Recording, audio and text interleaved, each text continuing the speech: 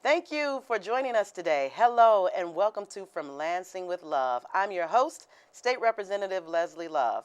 Every month we discuss a different topic with interesting guests. I hope you will find this program both informative and insightful. Detroit and Michigan put the world on wheels with the mass production of the Model T just over a century ago. But technology has advanced rapidly, and the future that many thought was just a fantasy is here today. Flying cars envisioned in movies and TV shows are still a future fantasy, but driverless autonomous vehicles are here today. And in some places, they are being driven in a limited capacity on our streets and roads. We want to keep putting the world on wheels. And Michigan, that employs the highest number of engineers in the country per capita, is on the cutting edge of this new technology, with places like the American Center for Mobility in Ypsilanti and M-City at the University of Michigan. So today I'm here with Brian Wolf, the head of autonomous vehicle business at Ford Motor Company. Ford is making major commitments to autonomous vehicles by placing its autonomous and electric vehicle business and strategy teams in a historic 45,000 square foot former factory in Detroit's Corktown neighborhood. So I am glad to welcome my first guest, Brian Wolf. Thank you for being here and welcome, Brian. Thank you for having me. Wow, this is exciting. First, let's get to know you, Brian. How long have you been with Ford Motor Company? Well, it's really interesting. I actually started my career at Ford Motor Company 10 years ago and was there as an engineer for 4 years.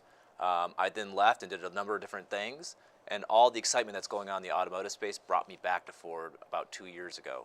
Wow, and you're in this new, well, it seems relatively new to regular folks, this autonomous vehicle technology, but it's been secretly kind of been implemented in our cars every day, every year now. So tell us about how autonomous vehicles are moving into the future in a larger way than just backup assistance. Yeah.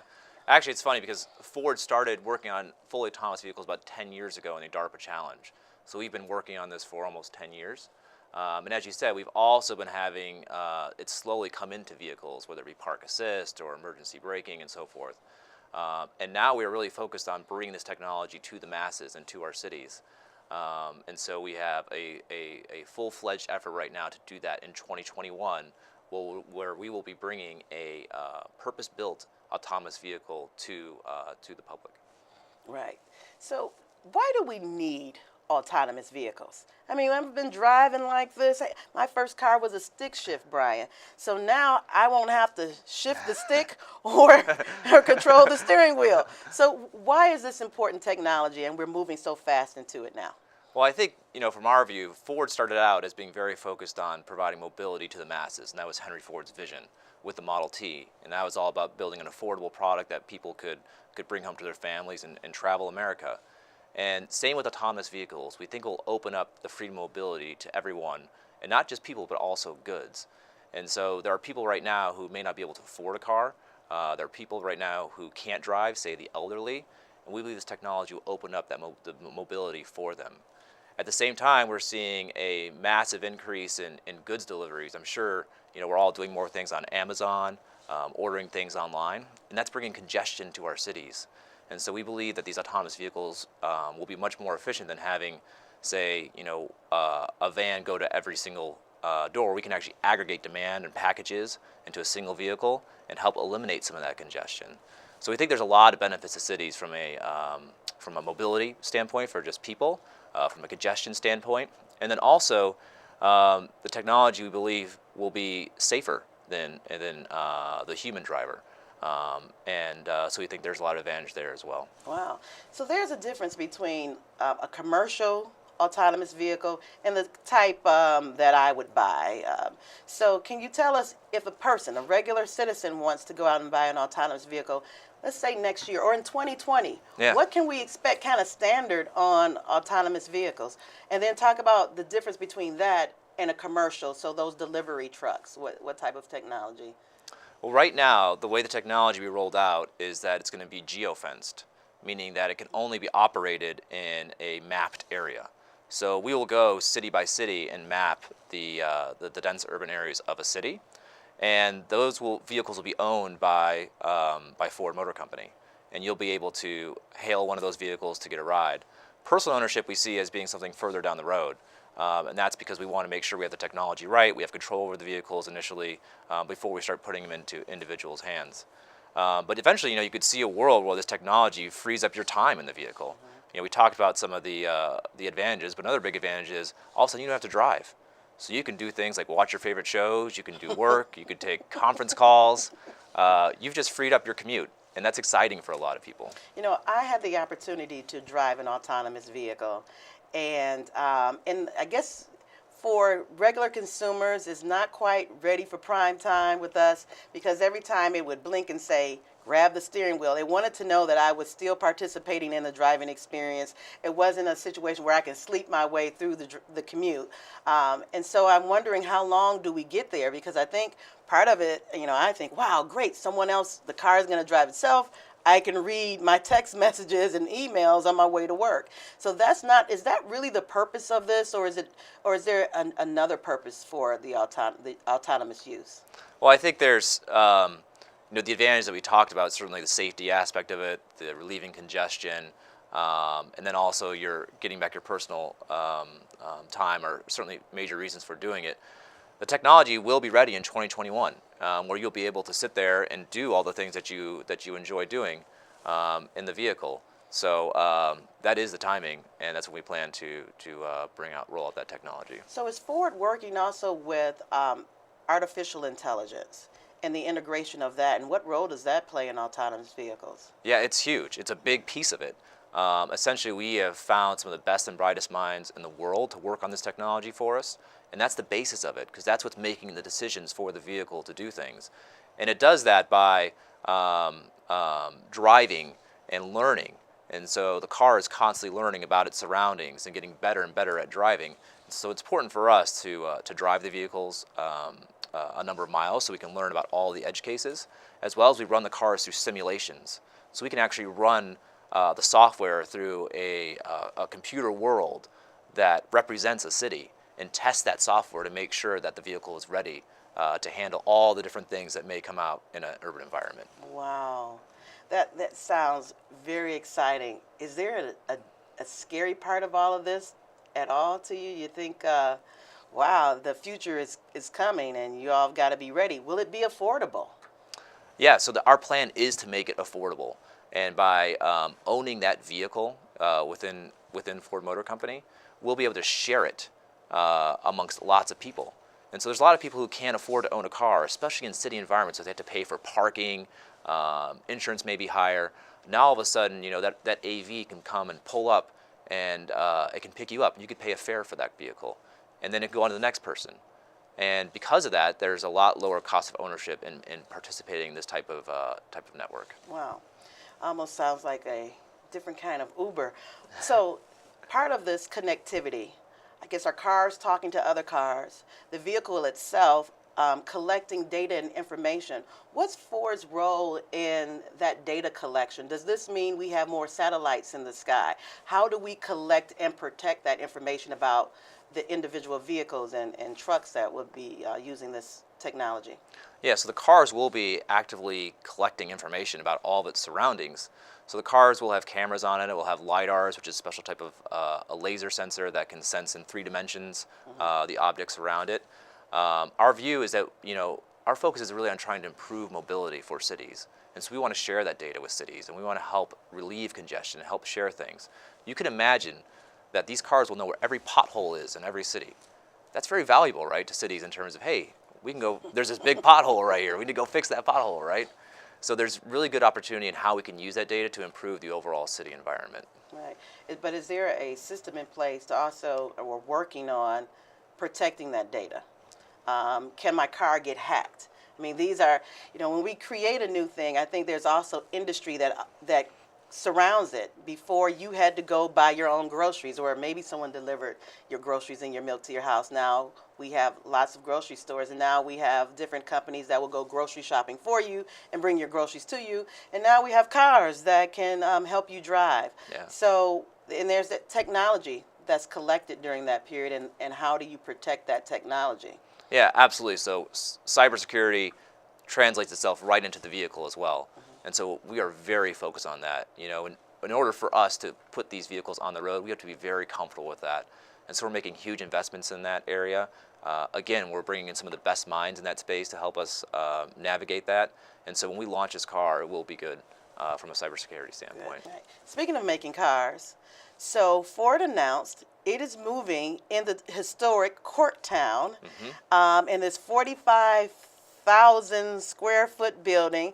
And if I read my history right, I think Mr. Ford himself has some history in the Corktown, how Corktown is named Corktown, and from Ireland, where that's coming from. Can you talk to me about why the decision to move to Corktown and what exciting energy you're going to bring to that neighborhood?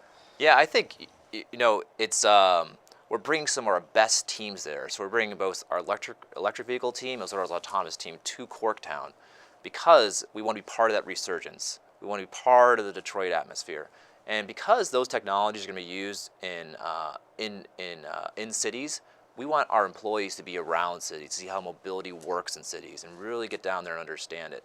At the same time, we're fighting for some of the best talent in order and attracting them. And the way we understand it is that these people and these top talent, they really want to be in city environments now. And so it's important for us to have a presence there to help bring all those people to our company. That is so exciting.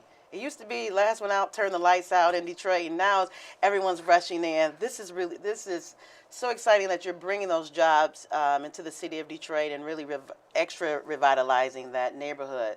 So if there's someone in school right now, and we're talking a lot about STEM and the skilled trades, and someone looking like yourself who's an engineer, but we don't know all the jobs that exist. Like I'm a good tinkerer. Or people know that they're good at certain skills, but they don't know the jobs that exist in the market. What advice would you give to someone that says, I want a future in that industry? What should I be doing right now with my education? I think that with this new evolving technology, there's so many different things that are going to be needed in order to bring it to reality. So obviously there's the computer aspect of it, the programming and all that. So that's certainly something somebody can go do and get involved in. That's huge. There's also, we have to manage all these fleets. So if we're going to own these fleets, we have to manage them. So there's an operational aspect that people have to be involved in. Of course, there's the mechanical side too, because the software has to be able to communicate with the vehicle. So there's that piece of it. So there's so many different ways to participate in this new value chain. I think that people just, and I think what's really neat about this for young people or people who are looking to get in this space is it's just starting. So you're not behind. So you can jump in right now and you can be on the forefront of it. So I think it's just about learning, getting involved. There's all kinds of conferences. There's all kinds of people talking about this space right now. And so there's a lot of ways for you to get smart on it and get knowledgeable about it and participate in the future of this industry. Wow. So what's the best part about working for Ford Motor Company? Just one thing? Because there's a lot of things. I think that the best part is the passion that people have for the company, the culture that's there. People love Ford, and they love being a part of the company. And then I also think that really the transition that we're seeing to this new world and the company being focused on being a part of that.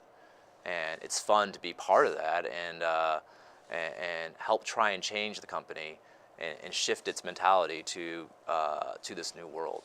And I think those are just, you've got that passion, you've got the culture, and you've got this push, and those two things are, it's really fun to be part of that. And this investment, I appreciate Ford's investment in southeastern Michigan, the city of Detroit, and that's pretty exciting to have one more. We talk about trying to attract businesses from out of the state to come to Michigan, and it's always wonderful when Michigan-based businesses expand and grow in their home state. So I thank Ford, and I thank you, Brian Wolf, for doing that, and all the great folks who work at Ford Motor Company and all the divisions and affiliates that are related to keeping us on wheels and likely having the car drive us in the future. So it's time for us to take a short break now, and we'll be right back after this. Thank you, Brian. Thank you. All right.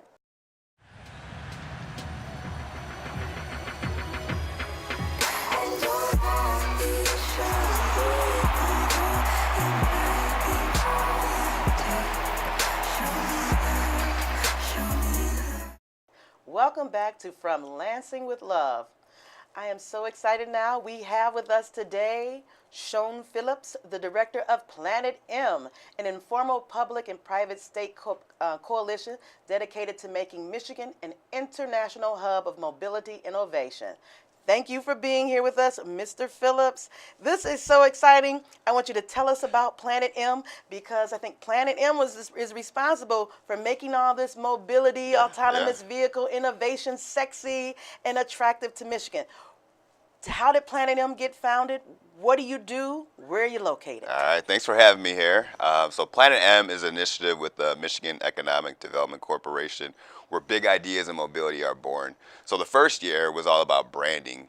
We're in year 2 now where we're really focused on our services. So I like to break it down in 3 different things for our services. First, it's our Planet M landing zone, which is powered by the Detroit Regional Chamber.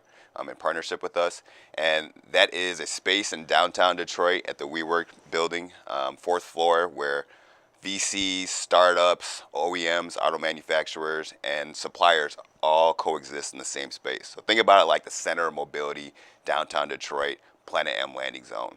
The second thing is our match meetings. So we want to be able to connect our startups, VCs together as well with the auto manufacturers to make sure that innovation is happening, right? We want to be able to accelerate that innovation, and that's by us connecting people together. And then the testing, piloting, and deployment is another thing that we're facilitating to also accelerate the innovation. So that's Planet M. Wow, so we're going to get into some of this testing because we're doing a lot of this testing here in Michigan.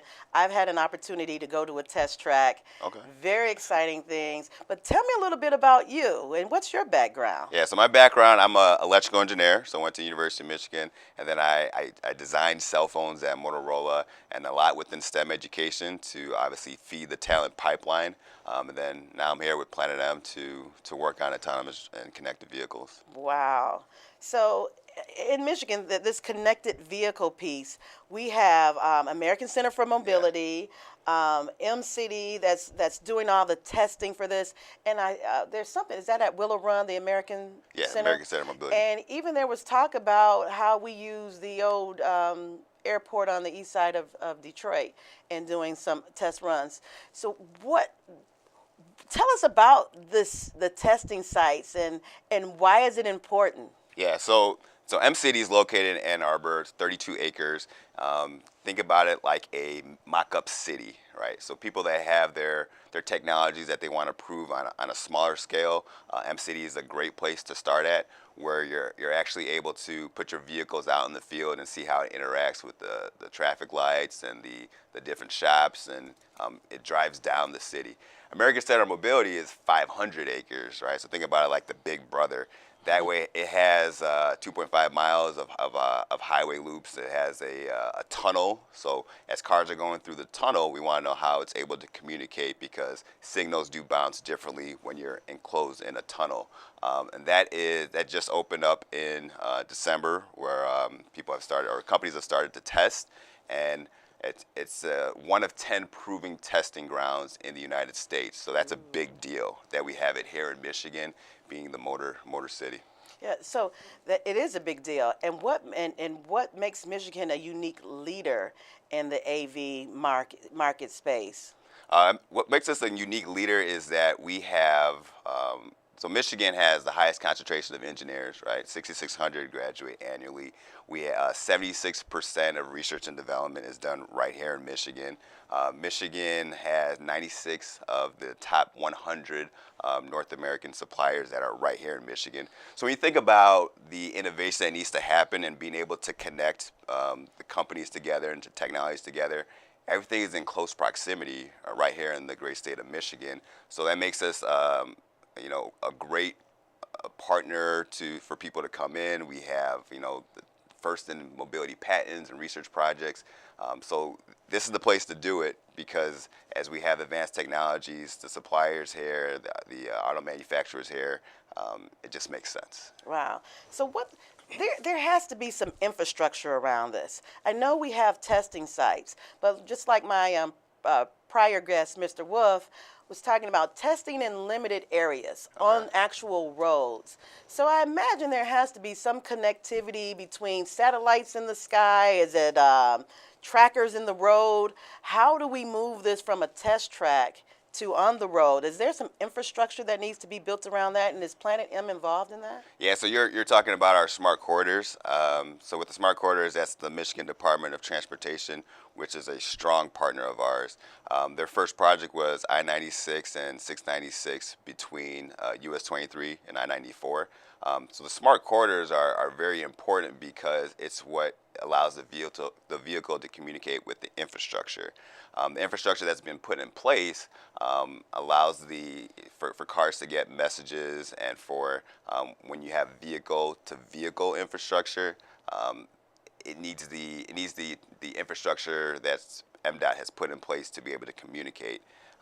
And then that is what MDOT is doing to be able to provide safer roads, which we all want safer roads, less crashes, and that's an important piece to the whole connected and autonomous vehicles. I imagine that Michigan is also unique, unlike California. Like California may go, this is where we need to test the vehicles. But we have snow, we have ice, we have rain. Everyone has rain, hopefully. At some point you need the rain.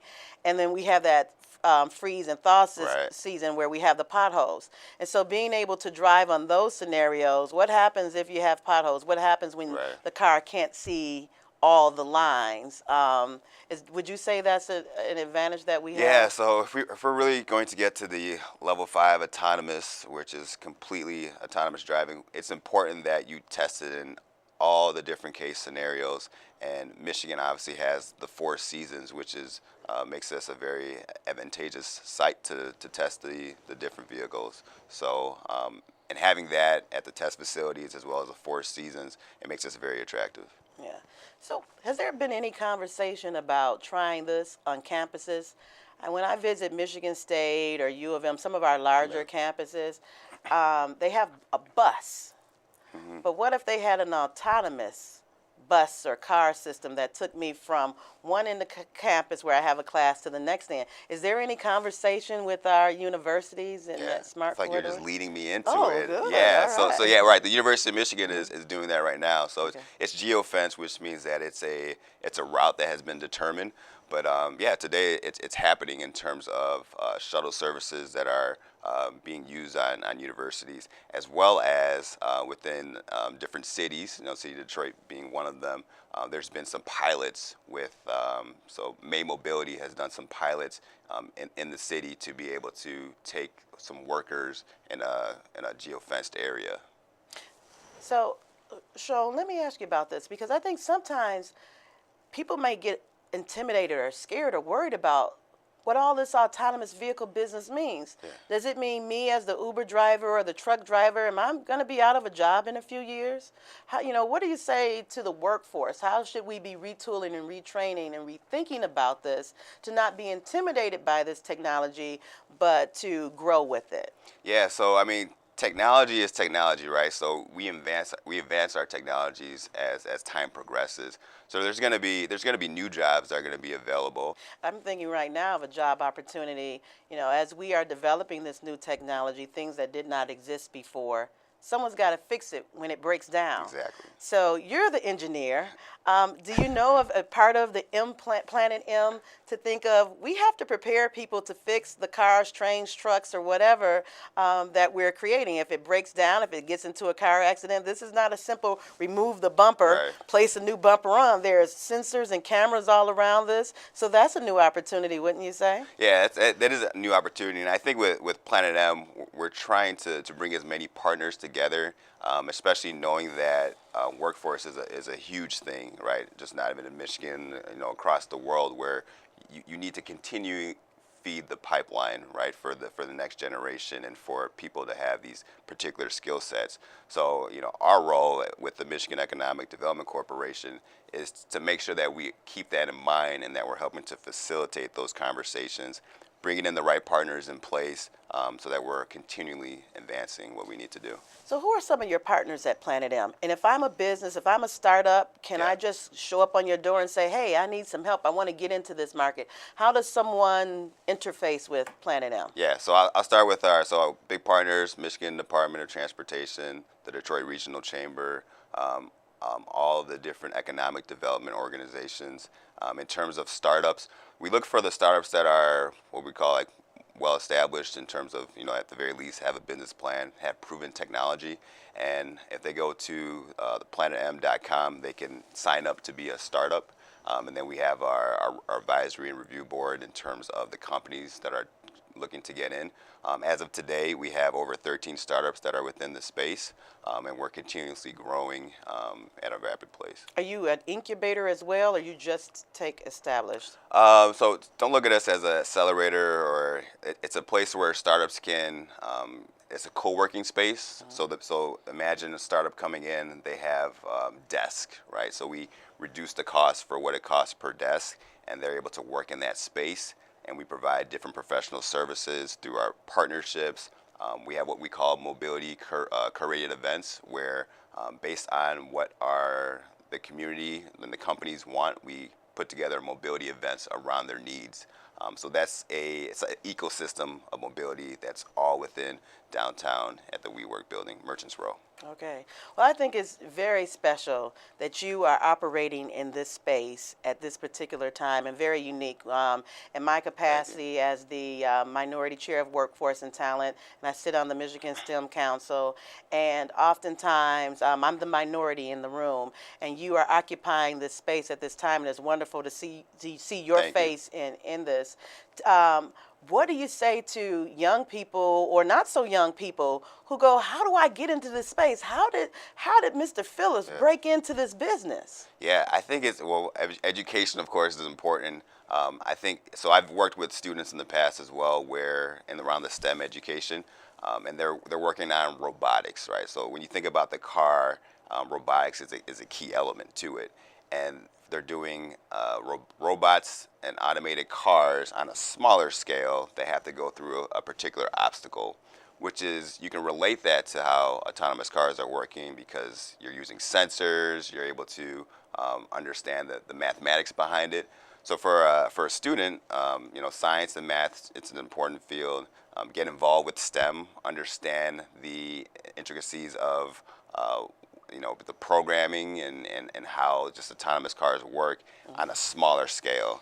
And I think our educators are the one that's pushing a lot of STEM education so that they do understand it, because this is a very exciting field, right? It's cool, it's attractive, people love it. So when I talk to a kid, they're excited about it because it's cool. I mean, there's no other way to put it. Is it just engineers? What's the other majors that are working in this industry? Oh, so you have engineers, of course. And what type of engineers? Because there are lots of different types of engineers. So just about every engineer, when you think about, the car is it's a complicated system, right? So you can have mechanical engineers, industrial engineers, electrical engineers, computer engineers, and then majors that you wouldn't even think about, right? Just human behavior, right? So understanding human behavior, because as you do autonomous cars, you have to understand how people are going to react and change and translate that into artificial intelligence. So within the field, there's a vast amount. So you could be a psychology major, exactly, and go, I'm going to work in Ford Motor Company, and you would never think I'm going to work in Ford Motor Company. Don't they want an engineer or some mathematician? I'm a psychologist, and there's a space for that person too. Yeah, because you think about designing, like we think engineer thinks differently than a person within the psychology and communications, but when we're all around the table, that's how that diversity is what creates a great product, right? Yeah, and that artist and graphic designer too, because the creatives have to make it cute and sexy, exactly, so that you'll buy it. Exactly, Your Honor. Well, thank you so much, Seun Phillips. Thank you very much. That's about all the time we have today, unfortunately. I'd like to once again thank my guests, Seun Phillips, the director of Planet M, and Brian Wolf, the head of autonomous vehicle business at Ford Motor Company, for joining us today. And thanks to all of you for watching. If you have an idea for a show, please contact my office, and that contact information will be on the screen. So until next time, be good to yourself and each other. And with that, we're all clear and out of here.